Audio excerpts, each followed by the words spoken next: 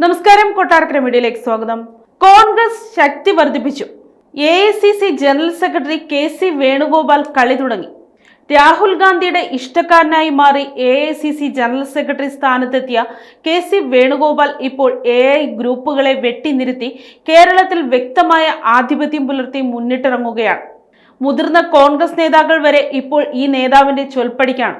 Sachin Pilot AICC general secretary പദം ഏറ്റെടുക്കുന്ന സാഹചര്യത്തിൽ പകരം KC വേണുഗോപാലിനെ കേരളത്തിൽ ഇറക്കാനുമാണ് ശ്രമം.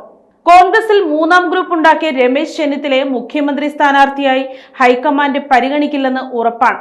അതുകൊണ്ട് തന്നെ VD സതീശനോട് സംസ്ഥാന നേതൃത്വത്തിനുള്ള എതിർപ്പ് പരിഗണിച്ച് KC വേണുഗോപാലിനെ മുഖ്യമന്ത്രി സ്ഥാനാർത്ഥിയായി പരിഗണിക്കാനാണ് സാധ്യത ഏറെ. UDF കൺവീനർ സ്ഥാനം പോലും ലഭിക്കാത്തതിൽ ബെന്നി ബെഹനാന്റെ A ഗ്രൂപ്പ് അസ്വസ്ഥരാണ്. അതുകൊണ്ട് തന്നെ യൂത്ത് കോൺഗ്രസ് തലപ്പത്ത് വരെ KC വേണുഗോപാൽ പക്ഷക്കാരാണ് ആധിപത്യം പുലർത്തുന്നത്. KSU സംസ്ഥാന അധ്യക്ഷൻ അലോഷ്യസ് സേവ്യറും ഇപ്പോൾ KC വേണുഗോപാലിന്റെ പക്ഷക്കാരനാണ്.